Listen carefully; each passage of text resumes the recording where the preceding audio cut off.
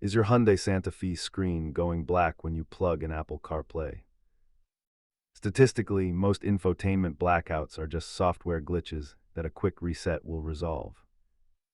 Let us walk through the diagnostic steps to get your display back to normal. Start by hitting the physical reset button on the head unit and testing a brand new cable. If that fails, check your USB port for debris and ensure your phone is running the latest iOS. Many owners find relief by downloading the latest infotainment firmware from the official Hyundai Update website. If these simple steps don't fix the black screen, you might be looking at a hardware fault.